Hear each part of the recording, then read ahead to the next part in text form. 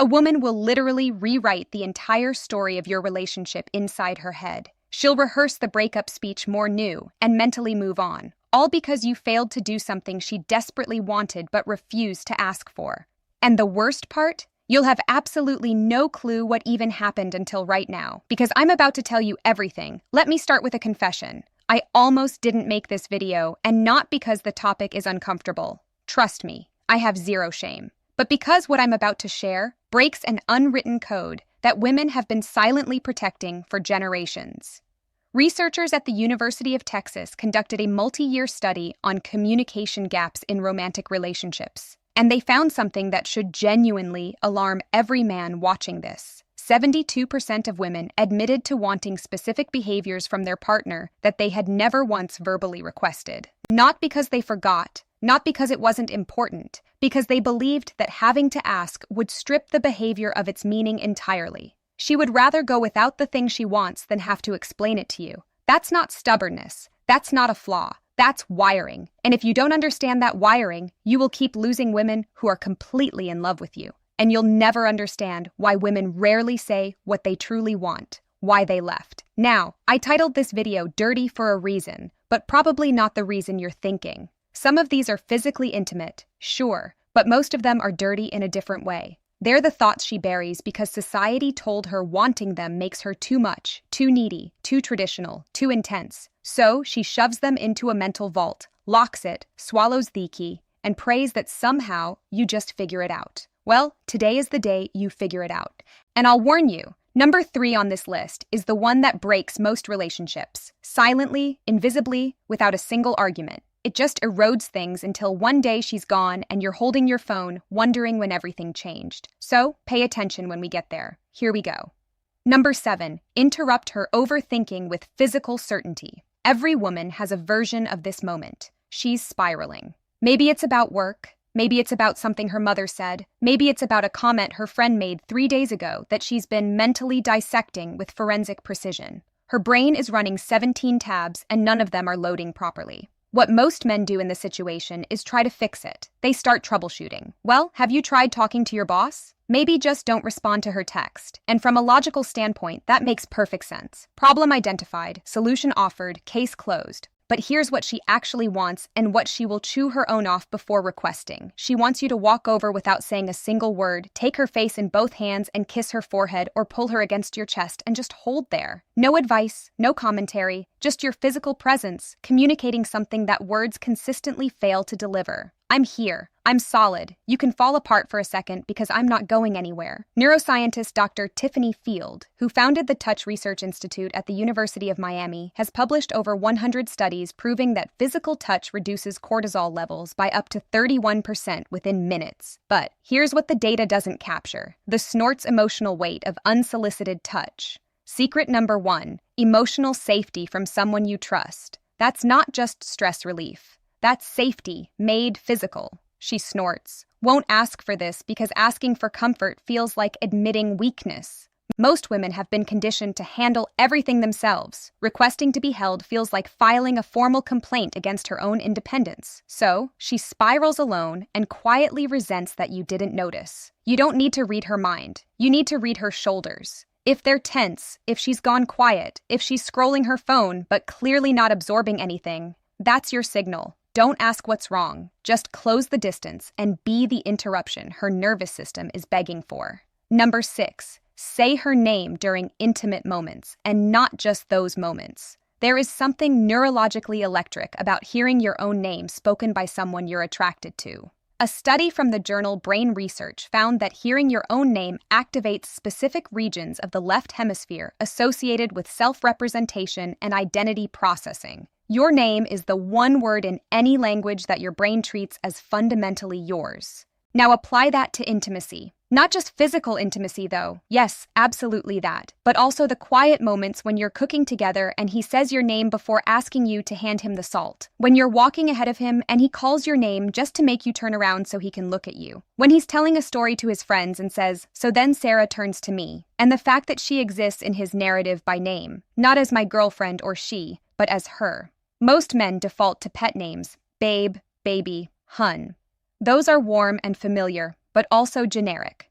Every woman he's ever dated was probably babe at some point. Her name. Though that's exclusively hers. And when you use it in a moment of intensity, a whispered confession, a heated argument where you stop and say her actual name, a moment of closeness where her name is the only word you can manage, that creates a response that pet names simply cannot replicate. She'll never ask you to use her name more often because that would make it feel manufactured. The power is that it feels instinctive, like you're so consumed by her specifically that her name is the word your brain reaches for automatically. Number 5, handle another man's attention toward her with calm dominance, not reactive jealousy. This one is spicy, and I know it's going to trigger some debate, so let me be precise. She does not want you to start a fight or make a scene. That's not attractive. That's a liability. But she also doesn't want you to be completely unbothered. If another man is clearly flirting with her and you just sit there sipping your drink with zero reaction, she registers that. And what she registers is not, wow, he's so secure.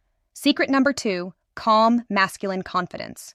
What she registers is, he doesn't care enough to respond. The sweet spot is calm, measured possessiveness. You walk over, you place your hand on her lower back. You look the other guy in the eye with completely relaxed confidence that says, I see exactly what you're doing, and I'm not even slightly threatened, but she's with me, and we both know it. Maybe you extend a handshake. Maybe you introduce yourself. Maybe you simply redirect the conversation with a casual smile that communicates absolute ownership of the situation. Evolutionary psychologist Dr. David Buss found that women consistently rated proportional mate guarding as attractive. The keyword is proportional. Too much and she feels controlled. Too little and she feels unvalued. But that middle ground, where you acknowledge the situation without being destabilized by it, that is profoundly attractive on both a conscious and subconscious level. The dirty part, she might even enjoy the moment a little. Not because she wants to make you jealous, but because your response tells her everything about your confidence, your investment, and your willingness to claim her without caging her. That distinction, claiming versus caging, is where most guys get it catastrophically wrong. Number 4, take something off her plate without announcing it. This is the silent killer of female attraction, and almost nobody is talking about it. The American Psychological Association's 2023 Stress in America survey found that women reported significantly higher levels of chronic stress than men across every measured category: work, family, household management, emotional labor, logistics, scheduling. She is running an invisible project management system in her head at all times, and most of it goes completely unnoticed. She wants you to identify one thing on her mental checklist without her having to delegate it and just handle it quietly, completely, without expecting a parade. The car needs an oil change. It's done. She mentioned the kitchen faucet is dripping, fixed by the time she gets home. She's been stressing about groceries.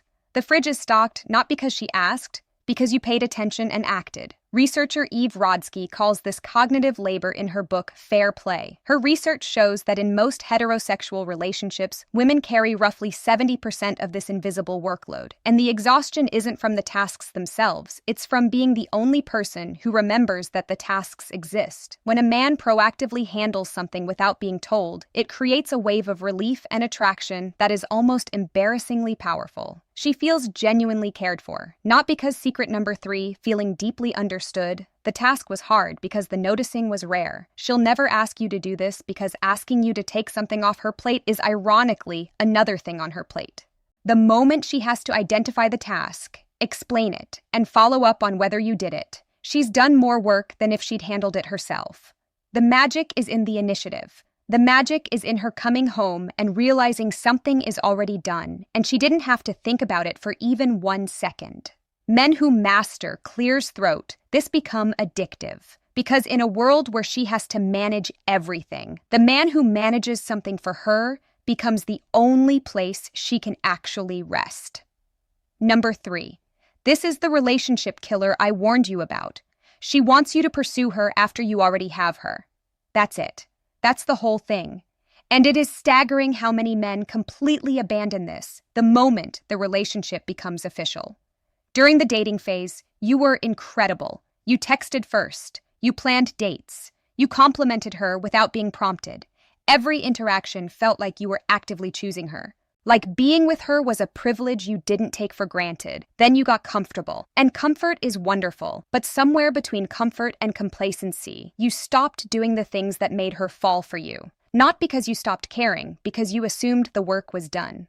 Dr. John Gottman, whose research has predicted divorce with over 90% accuracy, identifies this as the erosion of turning toward. His data shows that couples who eventually separated had a turning toward rate of only 33%, while couples who stayed together maintained a rate above 80%. She doesn't need grand romantic gestures every week. She needs evidence. Consistent, undeniable evidence that you would choose her again today. That if you met her for the first time this afternoon, you'd still pursue her. That she hasn't become furniture in your life. She will never vocalize this because saying, "I need you to pursue me again," feels desperate. So instead, she goes quiet. She pulls back. She starts investing less because you invested less first. And by the time the conversation happens, if it ever does, the distance has already hardened into something much more difficult to reverse. A random Tuesday text that says, "I was just thinking about you and had to tell you," takes 4 seconds to send and can sustain weeks of emotional connection. A secret number 4, consistency over sweet words planned date night.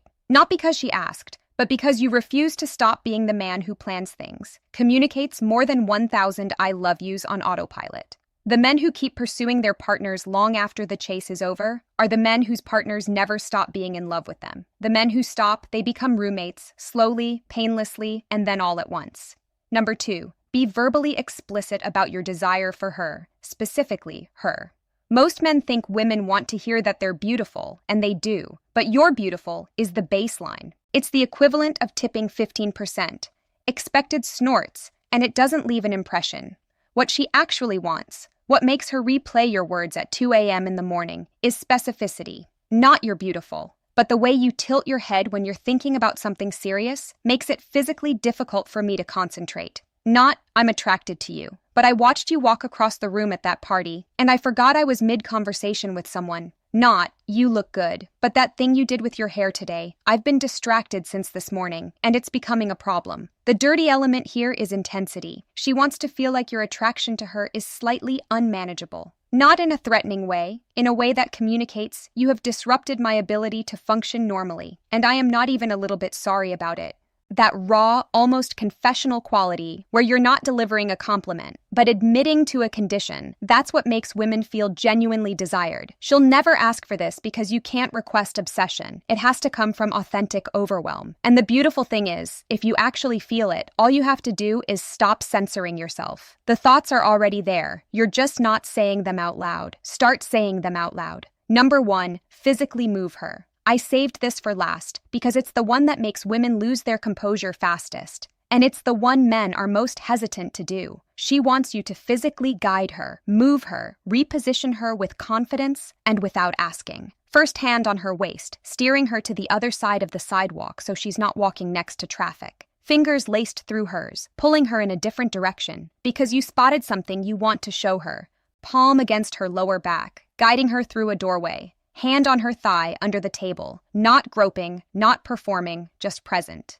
Standing behind her, both hands on her hips, gently turning her towards something. A study published in Evolutionary Behavioral Sciences found that women rated physical assertiveness secret number 5, purpose and ambition defined as confident, non-aggressive physical guidance as one of the top 5 indicators of a desirable partner. This behavior activated associations with protection, decisiveness, and physical confidence simultaneously. The psychology behind this is primal. Physical movement communicates that you are present in your body, comfortable in your strength, and confident enough to occupy space and to include her in that space. The reason this is number 1 is because it operates entirely outside of language. You can't fake this with words. You can't text it. It only exists in real time in the electricity of physical proximity and the confidence to close that distance without hesitation. She will never say, "I wish you would just grab me and move me where you want me." But every time your hand finds her waist and redirects her, every time you pull her closer without explanation, you become the man she compares every fictional character and every passing fantasy to. And none of them win because they're not real. And you're standing right there with your hand on her back, proving that reality is better. So now you have them 7 things women have been silently wishing for and stubbornly refusing to verbalize since the beginning of recorded romantic history. The fact that you watched this entire video tells me you're not the kind of man who assumes he already knows everything. You're the kind who actually wants to understand. That quality alone puts you ahead of 90% of the men she's ever encountered. But knowledge without action is just trivia. I didn't make this video so you could store these as interesting facts. I made it so you could use them tonight, tomorrow, in the next quiet moment where you choose between playing it safe and doing something that actually makes her feel something. Choose the second option every time. Now, here's something that ties everything together in a way that might genuinely change your next interaction with her. While you've been sitting here learning what she secretly wants, there's an entirely separate reality playing out on her end that you're probably blind to. She's been watching YouTube. She's been evaluating, calculating, and in many cases, she's already made her decision about you. The verdict is in, and she's not sharing it. The video appearing on your screen right now is called 4 Clear Signs She's Already Chosen You, but Isn't Telling You. And if you don't watch it next, everything you just learned becomes only half the equation. Knowing what she wants is powerful, but recognizing when she's already decided you're the one, that's the difference between a man who's trying and a man who's already won without realizing it. It's right there. Go watch it now.